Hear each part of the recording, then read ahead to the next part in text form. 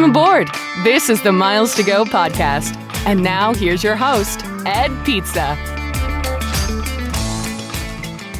Hey guys, welcome back to the Miles to Go podcast. As we zoom into winter, and Mr. Kerr and I try to figure out exactly how many more airplanes we can cram into 2024, we're going to be talking a little Black Friday today, which is why we have our buddy Kyle Potter back on from Thrifty Traveler. And a couple other Black Friday deals that I have my eye on, including one from founder and friend of the show, Points Path, Julian Keel, and some cool stuff from Aeroplan. Kyle just got back from a pretty cool place in the country that we're going to be talking about in a few minutes. Mr. Kerr, you just got back from someplace new, Hyatt in New York City. How was my that? 48th state, New York. I hadn't been there until this week. It was fantastic. I explored like a tourist. I stayed in Times Square. I ate at the Stardust Diner. I saw it brought. No, I didn't do any of that. Very nice. I worked. I slept. I sat in the very, very back row 37 of a Delta bus from LaGuardia. Just the full experience. Like I haven't been doing this for 5 years. I love it. I love it. And Kyle, it sounds like you had equally interesting week. Yeah, no, it was about the same down in Antigua for the first time. Their Grand Hyatt was slightly different than Richard's, I think, but no less amazing. I love it. All right, well, a little bit of housekeeping for folks. If you want to text us or leave us a voicemail, that's 571-293-6659. He is at Kerr Points on all those social media channels. I am at Pizza in Motion. And as a veteran podcaster, I would have asked Kyle about his social media handles before we hopped on here. And since I didn't do that, Kyle, where can people find you online? Yeah, Thrifty Traveler is at Thrifty Traveler on all the things. And I personally am K Potter MN as in Minnesota. See, K Potter. And we were talking about Harry Potter beforehand, but we're going to leave that out for now. And we're going to start with a little bit of a conversation about Antigua, one of the few places in the Caribbean I haven't been yet. And I will just say that Kyle's goal for this morning is to try and to convince Richard and I that Hilton is on par with Hyatt in terms of what they are doling out for him for benefits. So, man, the stage is yours. Yeah, I read those show notes. Let's go. What do you got? Well, I mean, I didn't use those words. Those are your words. But I think the point is, you know, for the better part of a decade or more, it's really been Hyatt and then 100 feet of crap. And then the rest of them, right? And to me, you know, I think primarily through the acquisition of SLH and how amazing some of these properties are and how astonishingly valuable they can be from a points perspective, like the one that I stayed at. You know, Hilton has really closed the gap within the last, 6 to 9 months. You know, the SLH acquisition started in April. They piled in more properties, through the spring, summer, and fall. And, to me, I think, again, from a value perspective of redeeming points, especially redeeming free night certificates from, top Amex Hilton cards, there is more bang for your buck within the Hilton Honors program than there has ever been, certainly within, the last 5 to 10 years. And, I think at the same time, Hyatt, from my perspective, has started to lose some of its footing, or at least its stranglehold on the number one world's best hotel loyalty program. That, I think there's a lot more to love about Hilton than there has been anytime, certainly within recent memory. I do not see it, man. I hear it, and I've heard it from a lot of places lately, but, I just can't see it from competing on the number of points you get to the free breakfast benefit, to the number of lounges there are, to the suite upgrade nights. Like, I think you've got a solid point that Hilton's number 2. Specifically, some of the recent Hilton properties I've been to, like that brand new Conrad down in Evermore, some wonderful properties. Certainly benefited from small luxury hotels when it was in the Hyatt program, and really big loss to see that go over to Hilton. But I still just cannot see the head-to-head competition, especially when local Hampton Inns are charging 70,000, 80,000 Hilton points a night. Like, I just cannot get over that. Yeah, and you know what? It's a fair point. And at the end of the day, there is no such thing as a one-size-fits-all program for every single person. Well, that's not how we do it Points and Miles World, man. My personal experience matters, and that's it. Everybody else. That's what I've been hearing since 2012. My personal experience matters, and that's it. Podcast over. No, I get it. And, on the lower end, Hilton still is a struggle to look at, for a Hilton Garden Inn for 70,000 points a night in around Times Square is just atrocious. There's no denying that. And there's also no denying that, for someone who just told us, they've been to New York City 38 times this year, that program in Hyatt is definitely the right one for you. But, I'm not going to 38 Grand Hyatts a year, staying in the same place, commuting every week or every other week. That sounds from horribly my unhealthy. perspective. I don't think anybody should do that. You should try it. We don't recommend it. It's really great. I don't think anybody should do that. It's a fair point. A lot of people bringing it up. I think, Ed, we've talked about it several times. While Hilton does charge a whole lot more points, you have the ability to earn a crap ton more Hilton points on a stay or a credit card than you do really a Hyatt. So access to currency, I think, is, certainly something in the favor of Hilton.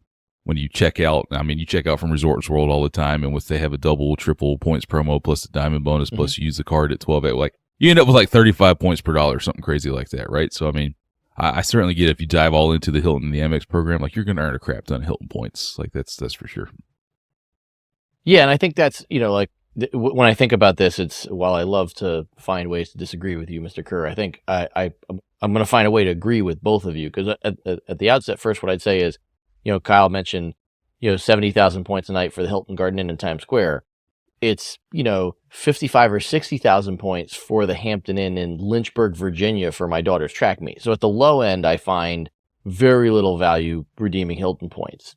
But to Kyle's point, with SLH, and then to Richard's point with the amount of points you can earn, I think that I've always thought of Hyatt as the head and shoulders winner from a luxury brand standpoint since Starwood went away, because I think we would all agree Starwood had an incredible amount of luxury properties. I think SLH moving to Hilton balances that out, and I think we just need to see, where the value prop ends up. Because I stayed at a Mr. and Mrs. Smith property that's now part of Hyatt when I was in Lisbon, and it was a reasonable price, even though it's a dynamically priced room. I'm curious, Kyle, what did you spend per night in points for your stay in Antigua? Yeah, so I booked Hermitage Bay in Antigua, which is, one of the newer SLH properties. And at the time, it was 130,000 points a night. I just checked. It's against a cash rate that's, often close to, if not above, $3,000 a night. So, right off the bat there, you're getting, multiples of what most people would agree is the typical value of a Hilton point. And then you throw in a fifth night free, so my wife and I intentionally stayed for 5 nights to make sure we got that fifth night free, paying just over, 500,000 Hilton points, which on the one hand, that's a lot of points. On the other hand, the points you both have made, this is not apples and oranges compared to how easy it is or how challenging it is to earn Hyatt points in comparison. But, this is a incredible property. And I am all about maximizing the value of the points. I think we did that, redeeming these Hilton points in this way, at this property in Antigua. But most importantly, it's just a phenomenal place.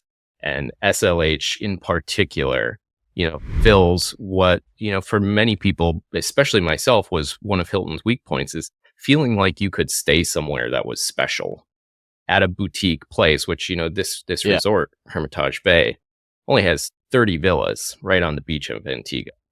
Even when you book with points, so long as you book a stay of at least 3 nights or more, you get a VIP meet and greet in the airport to whisk you through special lines through customs and immigration. And you get round trip transfer of, a 30, 40 minute drive from the airport to the resort and back. There are just so many things about this, but above all else, it was just a special experience at an incredible place. Yeah, and thanks for sharing the pictures and videos that you shared so we can overlay them so people can get a look at this. I think, to put a bow on this, this is why I think all of us are in the points and miles world, is because, none of us are going to drop $3,000 a night for a stay like this in the Caribbean. Well, okay, I got to take that back, except for Mr. Kerr and his Amanyara stay. So, but I digress. In general, we're not going to do that, but points opens up that opportunity. And for you to get that kind of value, I'm looking at the pictures of this resort, man, that's pretty incredible. I am curious though, because I know you're a Delta guy. Did you fly Delta down to Antigua? I did fly Delta down to Antigua because they offer 1 flight a week on Saturdays from Atlanta. So Minneapolis to Atlanta and down. But then on the way back, Delta just wasn't an option, nor was it a reasonable price in cash or Sky Miles if we were. We knew it wasn't a reasonable price. Yeah, we knew it wasn't a reasonable price. You didn't need to disclose that part. Yeah, I was going to ask, how many miles was a first class ticket to Antigua on Delta? The limit does not exist. Yeah. I think it broke the display systems, I bet. Yeah. Yeah. Did you fly American on the way back through Miami or Charlotte? Yeah. My American back through Miami, booked using Finnair Avio. So this was before they tweaked their program, but it was, I think, 13,000 Avios each on the way back, which for $700 flights. Yeah, amazing. Yeah. I don't know how American is still offering, even in their own program, such low saver space, which is how Mrs. Kerr and I ended up in Turks and Caicos because I was just cruising around and don't remember what we paid now, Ed, but it was like less than 10,000 miles per person each way to the Turks. And you just continue to find deals in the Caribbean on the American network. Again, Well, either not through just Miami or Caribbean. Charlotte. So You got those incredibly priced tickets to Yellowstone as well, right? yeah, 5,500 miles each for 6 people to fly Atlanta to Yellowstone or Atlanta Jackson Hole via Dallas, right? So I mean, I just literally go if I'm bored, which is these days not so often, but the rate calendar that American still has on their website, we can search, I have this many miles and I want to go here, and there's always some dots that pop up in the Caribbean, when I put a ridiculously low amount of miles in. So the Caribbean is very accessible via American Airlines, and I hope, knock on wood, that doesn't change anytime soon. Yeah, no, I agree. I mean, back when they had their San Juan hub, they used to crush it. I mean, they really controlled, all those flights. And we used to fly American, through the Caribbean, through that San Juan hub pretty frequently. I think, pretty sure you were in kindergarten when we were doing that, Richard, but it was, there were great values you can get anywhere. I'm not born yet. But now JetBlue has their San Juan hub, so all the JetBlue flyers out there, congratulations. Go and enjoy that. Yeah. Very interesting strategy that they've done. And the merger with Spirit. So it's all going to work out perfectly, just the way they planned it. Before we talk about some of the newest and greatest things in the Bilt program, I did want to touch on our Slack community, and I tagged a message for us to look at, which just talks about like a lot of the stuff that Kyle just mentioned about using miles to plan aspirational travel. And for folks that aren't aware, we have a paid Slack community for a few bucks a month. You can join us. We have weekly happy hours, though I let everybody down. Didn't get one in this week because of a crazy work week. And plenty of channels where travel experts answer your questions, just like myself and Mr. Kerr and Mr. Potter. So KD says, was running numbers for our family vacations booked for 2025. She's one of our Slack members. So far, we have 27 nights booked and are using 872,000 Hyatt points. Wow. And 3 suite upgrades awards. Cash value of the rooms at time of booking with points is $48,000. Now, I'd preface this to say she's probably quoting the suite price. They're probably quoting the suite price here, as opposed to what the cash price of a regular room might be. So not sure it's an apples to apples comparison because they probably wouldn't have spent $50,000 on hotel rooms, but still incredible amount of value here. 3 suite upgrades for vacations. So they shared this information with P2, meaning their significant other. And his response was, that's a lot of points, not a very good deal. So it is a lot of points, and man, that's a lot of Hyatt points. I think we'd all just love to have that Hyatt balance. But I mean, it continues to show that there are ways to get an incredible amount of value for these points, especially when you can stack things like Hyatt Suite Upgrade Awards. Yeah, I hope Player 2 enjoyed the couch for such a comment after, pretty gutsy to respond that way. But, we're not always in our best moments, all of us as Player 2s. So, Richard, how many nights would you stay at the Grand Hyatt New York with 872,000 Hyatt points? I have nothing against my family there, the Grand Hyatt New York, who always takes care of me, but that's not where I'm spending Hyatt points if I have to go. But with the average daily rate, you could earn 872,000 Hyatt points pretty quickly. Like I'm just doing my best to ensure that every dollar of the Bilt travel budget goes to New York City hotels. Which this was not a Hyatt thing this week. I mentioned a pre-show, but shout out to Sharam, the GM of the Hotel 50 Bowery there in New York City. 50 Bowery is my home in New York City when I started commuting from 2019 to 2021. Yep. He's become a great friend and just a source of knowledge for me. He actually came into the Bilt office this week to, I have a lot of questions from just the industry perspective as we look to build things out. And I asked him, I said, hey man, I'll be honest with you. I couldn't stay at the Hotel 50 Bowery because the only room that you had left this week was $1,000 a night Bowery suite and everything else was sold out. But also the city itself was just like the worst hotel in Times Square was still $450 a night this week. And I was like, dude, what is going on, man? Like, it's just, is this an Airbnb thing since it was outlawed? Is this just really New York City continues to get more popular? What's going on? He said a couple things. One was the city was dead before the election. He said as soon as the election was over, it came roaring back, and now he's got no inventory until January. And I was like, what? Wow. Didn't quite see the correlation there, I guess, in some ways, but he was like, I don't know, but that's one thing that's going on. And then he said, November, December, as we all know, New York City is just kind of nuts. But I said, look, man, even in the traditional slower times this year, Ed and I would constantly see New York City hotel rates just $400, $500, $600 for anything that's left. Yeah. And I think a lot of hotels are running the reduced inventory that have just not turned floors back on since COVID. They're operating with reduced staff. They're keeping costs down, and with the low inventory, they can keep prices high and make the same margins that they were when running a full hotel, which is just a really interesting space to be in if you really have unused real estate in hotels in New York City today. I just cannot believe how much I have to pay now, when I come. And it doesn't matter if I'm booking a month in advance or the day before. If you're on the wrong week, you're on the wrong week, and it's just expensive. Yeah, it's pretty nuts though. I've been staying in New York for decades, and I've never seen them trend this far ahead of the market for so many dates. It's bizarre.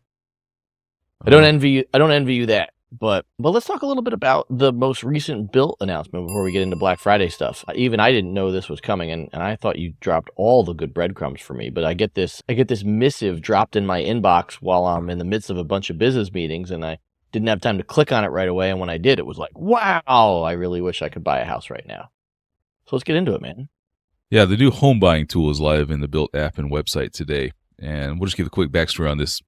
Bilt launched 2021, points on rent with a path to home ownership was always something we did. So since the beginning, you could redeem your Bilt points to 1.5 cents each towards all or some of a portion of a down payment on a house.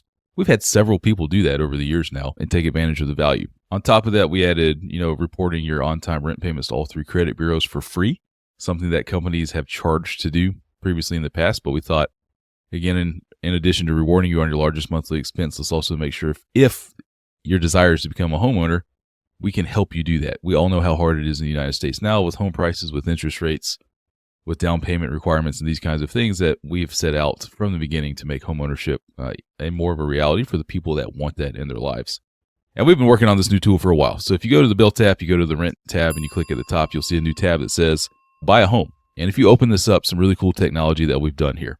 One is we already know what you pay for rent, obviously, because that's what we reward you on. We can see your credit profile when you opt into the credit reporting, when we report your on-time rent payments to all 3 credit bureaus. By the way, we only report on-time rent payments. We do not report anything that's going to hurt your credit score. I didn't know you could do that, but it's a really cool thing that we do. So we have a pretty good idea. We know where you live. We know, via the MLS, all the homes for sale around you. So we can say, hey, if you're paying $2,500 in rent today in the city you live in, what are the homes that you could afford and maintain the same monthly payment? And this is the all-in payment. This is not just mortgage, but again, we know what kind of mortgage you can probably qualify for with your credit profile we can see. We know what the insurance and the tax rates are, property tax are in the home area that you're looking for. So not only just mortgage payments, which is what a lot of websites show you when you're looking for a house, but the all-in pricing versus what you pay today. Here are the homes that you can afford. Hey, if you want to bump your payment up from $2,500 to $3,000 because I'm saving and ready to move into a house, here are now all of the homes that you can buy in the area around you. And it's super slick and super cool. The real fun part, though, is we do give you Bilt points if you use an agent from the EXP network. That's, again, like the letters EXP. You click on a home that you want to buy, you're interested in, take a tour. You'll be referred out to an EXP real estate agent.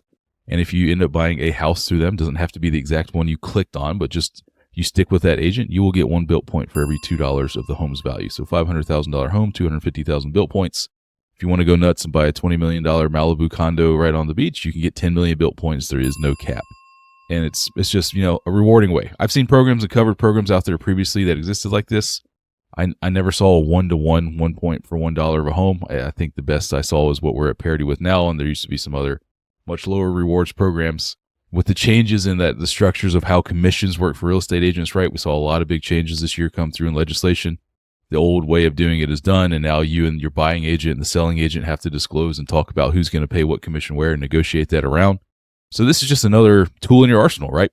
There is no additional cost. Again, it's just, basically EXP and us splitting a referral commission, which is, very common in the real estate market. Right. Does this mean it's going to be a one-size-fits-all and it's best for you? No. Like, you should look at other buying and selling concessions that are out there. You should always do your homework. But I think the technology of finding the all-in pricing versus what you pay today in a specific area is incredibly helpful. So you know what this house is actually going to cost me based on everything that goes into paying for a house every month. And then if you want to get 1 Bilt point for every $2, 2 Bilt points for every dollar would be great. That would be groundbreaking. Yeah, we'd be out of business really fast. You heard it here first. But if you want to pick up, a few 100,000 Bilt points when you're buying a house, and you can again negotiate everything else. There's no mortgage requirement. You don't have to work with the ex-mortgage provider or broker or anything like that. This is just the agent that we refer you to. We think it's a pretty cool program, and just another way again to make the path to home ownership easier when you can see all that information in one shot. So another really cool piece of technology built completely organically on our own platform that we hope a lot of people see a lot of value. And the response has been, 99% great. A lot of people, per usual, anytime we do something, say that we're out to, charge people hidden fees, or like there's no fee, there's no catch. Negotiate with your agent, and we hope you enjoy the Bilt points. If I could join the 1% here, I'm personally offended that you didn't do this over the summer when I bought the house that I'm currently in after a bidding war, because had you given me the option to get a Bilt point for every $2 we spent on this house, I would have taken it. Oh, bummer, man. Just missed it. We've already had some people, actually, shout out to the person in Oakland, California that bought a house the day we launched this and got to, so it's off to a quick, fast start and hurry. And we hope it's something that's useful to a lot of folks. Yeah, this is one of those things where you brought it up somebody brought it up in the Slack community right after you guys launched it, and they asked, well, hey, can I use my own mortgage broker? And just like you noted that they could, it's, look, maybe you have a real estate broker you want to use, and I know I'm biased. I'm a big fan of Bilt, but I think this offers a tremendous amount of value, especially for first-time home buyers, where if you don't have a broker that you're already loyal to, it's a great bonus for hiring a specific broker. So yeah, and if you meet that first agent and you don't like them, all you have to do is go back to the app. You get connected to another EX. There's thousands, tens of thousands of, I think, agents in the EXP network. You just get matched to another person that's more your jam, and you'll still get the points. Yep, I'm nowhere near as upset as Kyle because it's been many years since I bought a house. But yeah, I am bummed that I can't take advantage of this. I was too. I was like, this when we've been working on this for a year, as you can imagine. Regulatory overhead and all these kinds of things. And these days, you just takes a really long time going through old Uncle Sam there in Washington, D.C. Shout out to a guy named Jonathan Lawless on our team, who is just, the guru of housing that's made this possible. But when I first heard about it a year ago, I was like, I'm not going to be buying any property anytime in the next 10 years. Like, I'm not going to be able to take advantage of this. I'm pretty bummed. I do think to Ed's point, for first-time home buyers, this is not my first home, it's our second, but I vividly remember the struggle of trying to figure out and remember, all right, there's the mortgage, but then what is PMI and interest, and how do all these things layer on top of each other? So giving people that at their fingertips, if nothing else, is just a great starting point to start to explore what buying a home really means. Indeed. And you get a vacation along with it. Maybe 2. Well, that depends on all those breadcrumbs that you've been dropping for us the last few months about what's coming for Bilt in 2025. So you just whisper right here. Right here. All right, well, let's get into Black Friday because there's a bunch to cover here, and I'm sure there's going to be a ton. We're not going to cover anywhere near all of it, but just to give folks a little bit of background about why Kyle is on with us this week. He reached out to me, called about 2 weeks ago. He's like, "Hey, man, we got some really cool stuff coming for Black Friday. Any chance to come on the show and talk about it?"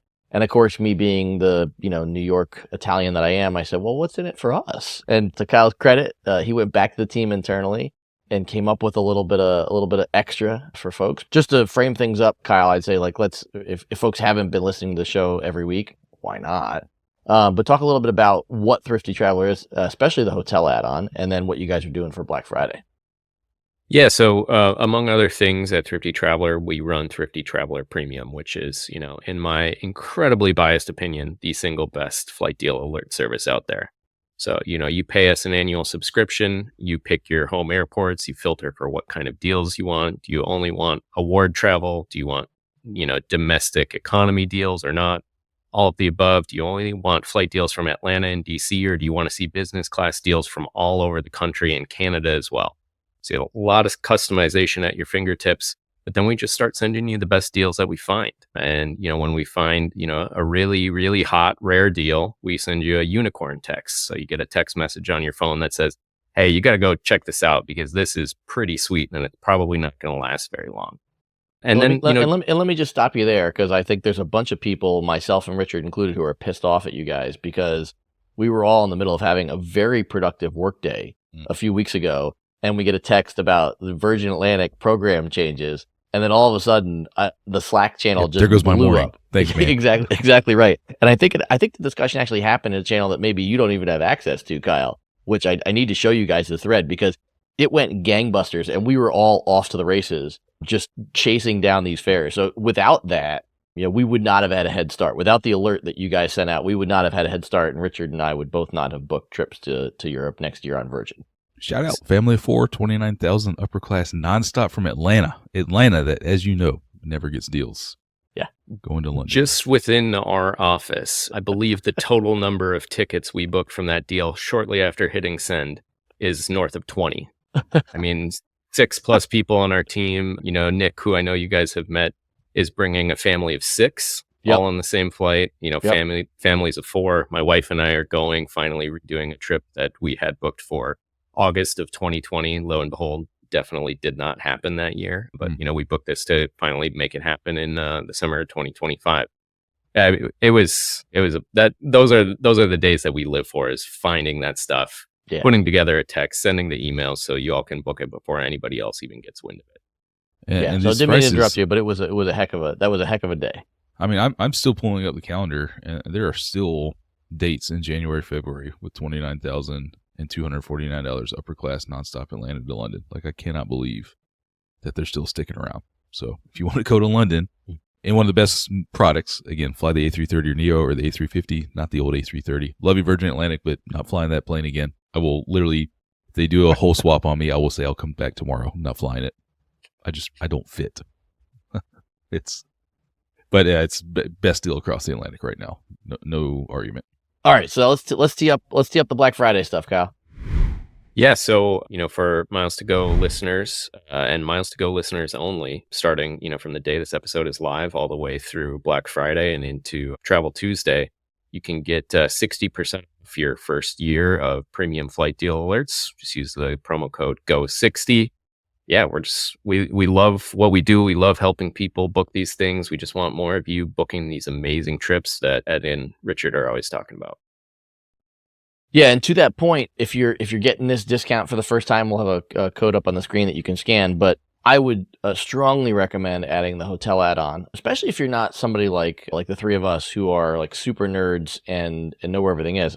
When you guys launched the hotel add-on service, the first thing I learned was about a handful of properties that I had no idea of. So somebody like me who spends way too much time daydreaming about hotels I want to stay at, places to learn. And one of the very first alerts that I got about a property that I'd never seen before, where I could redeem something like 5,000 or 6,000 Hyatt points a night to stay near Amsterdam. These alerts, what Thrifty Traveler does is they fold these into the flight deal alerts, and so it gives you, call it, more of a framework of how to build your trip. So not only are they getting you there with the flights, but on a select number of those deals, they're also helping you figure out how to use your points to redeem for hotels. It's a pretty affordable add-on, and for my money, I think for folks who maybe travel once a year for family vacation, it's a great way to put some guardrails around, like, hey, how do I make sure I get the best value for my points? Yeah, no, thanks for that, Ed. Yeah, we started hotel alerts just over the summer, and it's been a lot of fun. It's added a different element to our service, and we've always tried to be, hopefully a one-stop shop for people, whether it's giving them everything that they need to book their trip, and the booking instructions to transfer your points to which program that's going to get you the best bang for your buck. And hotels was just a glaring omission. It just made sense to us to start folding this in. So we send anywhere from, let's call it 2 or 3 standalone hotel alerts a week. These are, just like the Hermitage Bay in Antigua. That was one of our first ever hotel alerts, and also something that I very selfishly booked as soon as we sent it. Those top dollar point redemptions, or, the amazing places that we know people want to go, whether it's in Paris or London or Bali or wherever. But we also, for people who do opt into the optional add-on, have started including not just points deals using cash for almost every flight deal that we send, but cash rates as well. When we know it's a solid property at a discounted rate, we include that in the flight deals as well. So, like I said, just trying to be a one-stop shop for people, and if you can't take everything that's in there and book all the pieces of your trip, at least you're learning something. One thing we've heard is exactly what you said, Ed, is, the value of education of, oh, I didn't even realize that this was an option, whether it's, a novel way to book these, discounted American Airlines trips down to the Caribbean or Mexico, or, a property in Amsterdam or Paris or wherever that you just hadn't heard about before. Love it, man. So for first-time buyers, if you've been sitting on the sidelines and thinking about whether or not you should sign on, you're not going to see a better discount than this. So take advantage of it while you get the chance, and definitely consider that hotel add-on, like I said, because I think there's tons of value there as well. A couple other things that I want to highlight for Black Friday. One, Richard, I know you'll remember this, that I was up in New York recently, and I got to hang out with the Air Canada guys, and while we were sitting there talking, Scott O'Leary, who's a United exec who moved over to Air Canada, he and Mark Nazar and the other guys that run that program, they, as they say frequently, they like to eat their own dog food. Like they built a program that's great for miles and points nerds. And he starts talking about this Black Friday deal that they're going to have coming up in the room. And I heard it, and my wheels started turning. And we got done, and I asked them, like, can I talk about this? And they're like, well, it's under embargo, so you can't talk about it yet. So this isn't under embargo anymore. I think it's interesting. Like, this is a little bit more complicated for folks, but if this works for you, I think it's a really incredible value to be able to turn airline miles into an upscale hotel stay. And I'll walk through a little bit of the work that I did. We'll put up on the screen what the offer is. Essentially, this offer is a points back offer for Aeroplan credit card holders for booking hotels. So if you're a card holder, you get a fourth night free benefit when you book hotels through them. Typically, like you guys know, like we wouldn't be using our airline miles to book hotel rooms. It's not a sweet spot, if you will. But when I ran through all the math of this, first off, you can get the fourth night free multiple times. So if you stay 6 nights, you get another night free after. You get a second night free. But with this Black Friday promo they have, it's interesting. First off, this focuses on luxury brands, Raffles, Banyan Tree, Fairmont, Sofitel, Pullman. There's an extra piece there, but you can book any hotel chain you want. I happen to love the Fairmont properties, so I priced out Fairmont Banff, and with if I get it just right, at 150,000 Aeroplan points, you get a 40,000 point refund once you book, or rebate, and then for a Fairmont property, you get an extra 10,000 points. So you're essentially out the door for 100,000 points. I priced this as 3 nights at Fairmont Banff against a cash rate of over $700 Canadian, which is about $550 US at the time of recording. And when you net all that out, yeah, it is. Yeah. When you net all that out, again, this is where the deal is the best value. The closer you can get to 150,000 points, you're getting the maximum percentage refund. And it worked out to me that I was getting just over 2 cents per point in value to use Aeroplan points to book Fairmont Banff. So that was an interesting way to stack these different benefits together and end up with a vacation at a property that, like you said, Richard, I can't touch that property for a cash rate that I'm happy to spend at. No, I've never seen that place for less than $900. So not sure what shoulder season you're looking at there, but that's been number one on Mrs. Kerr's list for a while, a trip up to Banff. And I think you got to stay at the Fairmonts up there. And I can't, I can transfer Bilt points to Accor now at 2-to-1, but even at $900 a night, man, it's a lot of points. So it's a lot of Bilt points. You might need to buy another house. Yeah. Yeah, I was looking at weekends in January and February, so it was still what I would consider to be prime season up there. Oh, I'll take a look at that, man. And yeah, Banff is one of those special places. You could have said everything, laid out the specifics of this promo without saying which airline was doing it, and I would have said, "Oh wow, that sounds like something Air Canada would do." They are just kind of operating on another level in terms of engaging people at any end of the spectrum and getting them to redeem their points in worthwhile ways while still clearly getting something out of it themselves. One of 2 loyalty programs that I am intimately familiar with, having nerds like us that run the program. Aeroplan there are a lot of nerds up there, yeah. Is one of them. Yeah, and I'll say they have a whole sheet of Black Friday offers. We're going to throw a link to it in the show notes. And in fact, there's a chunk of awards that aren't even available yet for me to look at that I'm interested in that should go live on the 28th, so after this episode drops. But I think, to your point, Kyle, like some of the stuff that's on this Black Friday list is really nerdy. Some of it's on the earn side, some of it's on the redeem side. We all know the value of Aeroplan points in terms of being able to get anywhere in the world with all their partners. So I definitely think it's something to pay attention to this Black Friday. And then the last thing, I literally almost forgot this because I was texting with our buddy Julian yesterday as he was firming up his Black Friday deal. We're recording on the Saturday before Black Friday. So he's mostly locked in. We might see a little bit of a better deal or some tweaks on this, but the part that he's definitely locked in is his Points Path premium product. For folks that don't remember, Points Path is a tool that helps you figure out if you should use miles and points for your next flight or pay cash. It's an extension that you install in Google Chrome, and it overlays on Google Flights. So Julian's going to be launching their paid product, which is going to be an annual plan for $79.99 a year. But he's offering a 25% discount if you buy an annual plan during their Black Friday sale. Takes the price down to $59.99. We'll have a link to that in the show notes, but that's their first foray into an annual plan. And they got some pretty cool stuff, including the Lufthansa first class availability dashboard, which I sincerely hope to use at some point in the near future. Man, it's been way too long since I've been on that Lufthansa first class.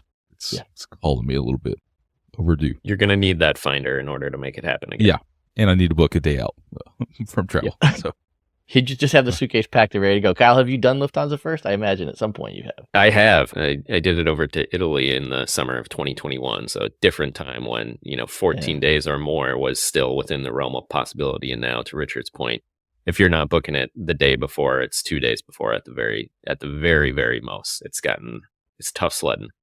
Yeah. Yeah, no, it is, but it's a special occasion. I've managed to do it 2 or 3 times myself, and in true nerdy points and miles geek fashion, I can remember walking in there. Gosh, I think this was pre-COVID, and they had these big glass towers of color coordinated gummy bears. I mean, they're Germans; they're very precise. So there's one tower of all just green gummy bears, one of all just yellow, and I'm scooping the gummy bears into the cup in the first class terminal, and I hear, "Ed?" And I turn around, and it was Matt Clint from Live and Let's Fly, who just happened to be rolling through the Lufthansa first class terminal at the same time I was. So had a few of those. Got on Japan Airlines business class one time and heard Kerr turn around. It was another boarding area blogger. And I was like, what's up? We got 13 hours to drink sake together. Let's go. Let's go. All right, Kyle. Well, I think this was an incredible deal for folks. I love the pictures of Hermitage Bay. I don't know if I'm going to get down there anytime soon, man. It looks special, but my Hilton balance is after all the track meets that we had to spend Hilton points at for my daughter, I'm still rebuilding the balance, man. I gotta build it back up. You got any other cool travel mapped out for next year? Yeah, the big one is making my way back to Istanbul, booked Turkish business class, basically the day they announced their devaluation that came, I think last spring. So doing that and then heading all the way down to South Africa for a safari and some Cape Town vineyard stuff. Looking forward to it. Excellent. You didn't mention, and you did say devaluation too, my favorite word. Jeremiah gets to drop the noise in, but you didn't mention whether you booked a Virgin flight. I did, yeah. No, my wife and I are going in the summer, late August. That's right, so you recreate the trip. Yep. Almost exactly 5 years to the day from the flights that we had to cancel in 2020. So yeah. And I love the South Africa trip too. That sounds pretty exciting. Mr. Kerr, how many times you going back to New York before the end of the year? 2 times. Oh, that's ugly. Yeah. But I have a lovely trip to Charleston, South Carolina next week for Thanksgiving. So you do. Looking forward to the low country. I am hoping to take the under on comparing my Vegas trips to your New York trips. I hope I'm not going twice in December, but TBD. I'm hoping for a little downtime with the family. You're missing the F1, man, unless you got some of the pre-show out there when you were going down. Yeah, no, we did practice. You can see it on my Instagram feed, but we were sitting at one of the corners in front of Palazzo, and I'd never been to an F1 race before. And so there's a sharp turn right where we were sitting in the hospitality tent. Big thanks to the folks from Brookfield for entertaining us. But there was a stretch of road on Spring Mountain that just extended past the corner, and I couldn't really figure out what that was there for until the first car didn't make the turn and bailed out down the lane. It was like, oh, crap. And they're like, oh, yeah, no, that's where the car flipped last year. And I'm like, wow. But it was pretty cool watching practice, man. They get so close to the wall when they cut that turn. It is... the pucker factor on me in that car would be high. I don't know if it's fake news or not, but all of social media is afire last night. And again, this is so Friday night and Saturday that attendance is down like 80% versus F1 last year. That is not fake news. Did everybody get a little overzealous in what they were charging for all this stuff, and nobody's picking up what they were putting down? Well, I think it was a little bit of both. One, it was overpriced, and two, it was a little bit of a poop show. They were really figuring out how to make it work in the city, really bog things down. Traffic was really horrible. Yeah, it took a lot of work, and it's much better this year. Like I just got home. Everything was fine, even when they were closing the strip down for practice, stuff like that. They managed it much better. But the first year was bad, and I think people just got allergic to it and said, I don't want to spend a bunch of money for a crappy experience. Resorts World, my rate this week at Resorts World, including on, Thursday night leading up to the race, was $100 a night for the Conrad. And it was pretty quiet. That's not going to earn you a lot of Hilton points. We got to do better than that. Yeah, it was like I said, it was pretty empty inside the hotel, and it was that way everywhere in town. Here's my gut, and I could be wrong. First year, everybody stays away. Sorry, first year there's a disaster. It's slow that everybody overpays. So second year, they're all like, you know what, not worth it. I heard the horror stories, or if they came and spent all the money, I don't want to do it. I think people are now hearing that you can get a hotel room for $100, and there are gate passes for $100 to go see the race. And I imagine there'll be some level of FOMO, and they'll jump on coming back in year 3. So maybe there'll be a decent number of people in year 3, and it won't be a complete crap show. To throw the aviation angle in, always interesting reports around aviation on big events like Super Bowl, etc. But the night after the race, when over 1,000 private jets that are flying in and out, Las Vegas will be the busiest airport in North America the night after the F1 race. And it's costing up to $10,000 to park your private jet at Las Vegas Airport this week. So I guess if you have that kind of money, another $10,000 is who cares? Whatever.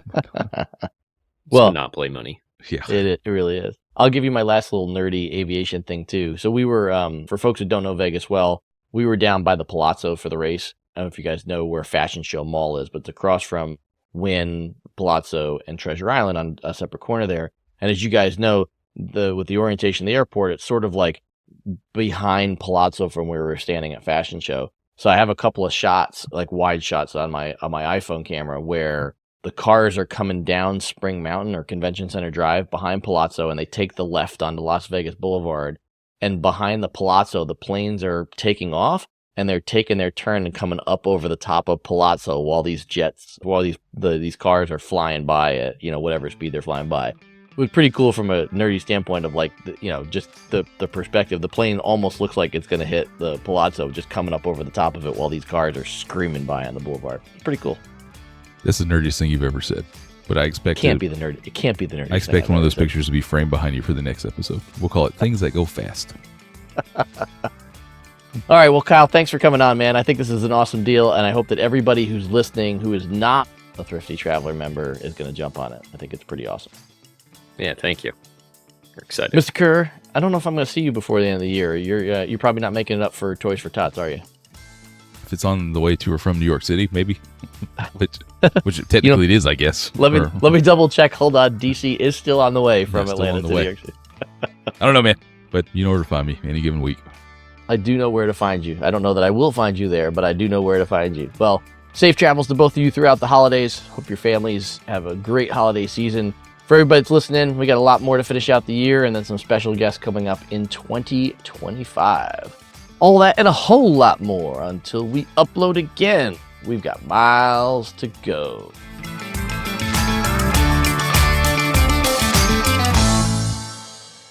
Let's do this. The Jar Jar Binks prep.